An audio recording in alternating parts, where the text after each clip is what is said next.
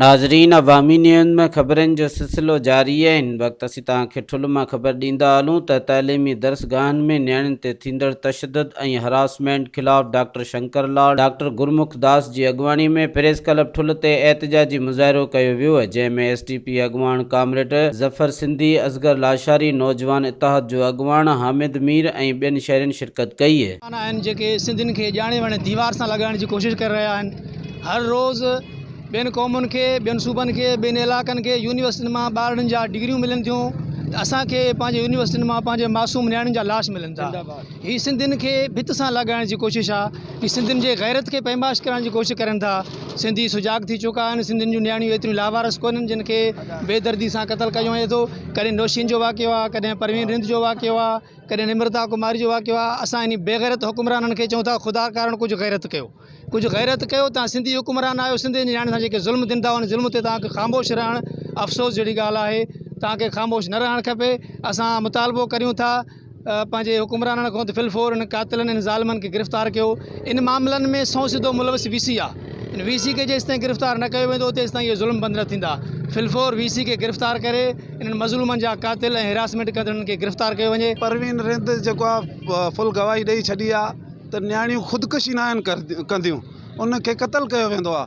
जीअं निमृता नियाणी खे क़तल कयो वियो, जीअं नौशीन नियाणी खे क़तल कयो, उनजे कपिड़नि मां हिकिड़ा सैंपल DNA सैंपल निकिता आहिनि, उहे हिक ई मर्द जा जुज़ा आहिनि। सो उन मां साफ़ ज़ाहिर थिए थो त नियाणियुनि खे हिकिड़े माण्हू ई क़तल कयो आहे। उन में जेको आहे VC इन्वॉल्वमेंट आहे। असीं सिंध हुकूमत खां इहा गुहार था कयूं त जेका कातिल VC आहे अनिला अताउर रहमान, उनखे गिरफ़्तार करे नौशीन खे क़तल कयो वियो। सिंधी क़ौम एहतिजाज कयो, कोई बि गवर्नमेंट तर्क न वरितो।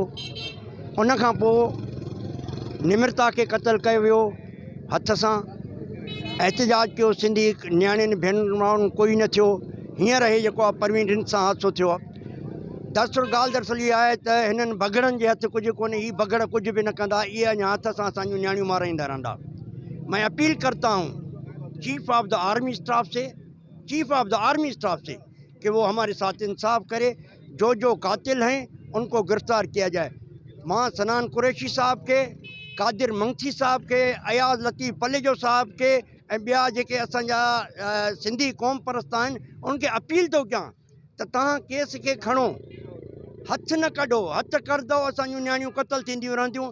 इहे तव्हां असांजा वॾा आहियो, अलाह पाक तव्हांखे रुतबो ॾिनो आहे, त तव्हां पंहिंजो रुतबो निभायो। इन सां ही सोचल सम्झल हिकु वॾो साञो आहे, जंहिंमें हिकिड़ो असीं सम्झूं था, असीं साञा सम्झूं था त हिकिड़ी सोचल सम्झल आहे, जेको हिकु गुरू हथ सां पैदा कयो आहे, जेको असांजी सिंध जी नियाणियुनि में तइलीम जी तबाही जे लाइ हीउ रस्तो पैदा कयो थो वञे। जीअं असां नियाणियुनि खे हिरासमेंट कयूं ऐं हू स्कूलनि जे तरफ़, कॉलेजनि जे तरफ़ मुतवजा न थियनि। इहे असां ॾिसो त हमेशह थींदा अचनि। अॻे बि निमृता खे शहीद कयो वियो, उनखे बि माना चइनि पिया त साईं ख़ुदकुशी कई अथई। ख़ुदकुशी कोन्हे, इहो हथ सां मारियो वञे थो।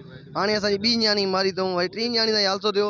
उहा पाण ते ज़ोरी पाण खे माना अलाए कहिड़े नमूने बि लिकाए उतां निकिती आहे, भॻी आहे। न त उनखे बि मारियो वञे त पोइ चवंदा ख़ुदकुशी कई आहे। हमेशह असां इहे नियाणियुनि सां ज़ुल्म कंदा था अचनि। कहिड़ो माण्हू नियाणियुनि खे पढ़ाईंदो? पोइ त नियाणियूं न पढ़े, अनपढ़ थिए। माना हे चवंदा सिंधी जाइल थियनि, पढ़नि कोन, पोइ जाइल थियनि। उहे भला जीअं थियनि उहे चवनि था। बाक़ी असां इंसाफ़ कयो वञे। हीअ असांजो मुतालबो इहो आहे, जेको अॼु हिंदू बिरादरी जे तरफ़ां हीअ एहतिजाज थियो आहे ऐं असां हिन में गॾु थिया आहियूं त जेको यूनिवर्सिटियुनि में नियाणियुनि सां नाजाइज़ियूं थियनि थियूं या नियाणियुनि जा क़तल थियनि था, उन्हनि ते जेको आहे सो असां हुकूमत खे चऊं था त कुझु गौर वीचार कयो। ऐं हमेशह नाजाइज़ी सिंध में थिए थी, सिंधी नियाणियुनि सां थिए थी। आख़िर छो? कहिड़ो कसूर आहे असां सिंधियुनि जो? न तालीम पिराए सघूं था, न कारोबार करे सघूं था, न महफ़ूज़ रोडनि ते घुमी सघूं था। हीअ जेको हिंदू बिरादरी जे तरफ़ां अॼु सॾु थियो आहे, इन में शामिलु थिया आहियूं। जेकॾहिं इन ॻाल्हि ते गवर्नमेंट अमल नथी करे त अॼु असां जेकॾहिं 30-40 माण्हू आहियूं, सुभाणे हज़ारनि जी तादाद में माण्हू असां निकिरी रोडनि ते एहतिजाज कंदा। मज़ीद खबरों और तफसीलात के लिए विजिट करें हमारी वेबसाइट www.awamiNewsHD.com।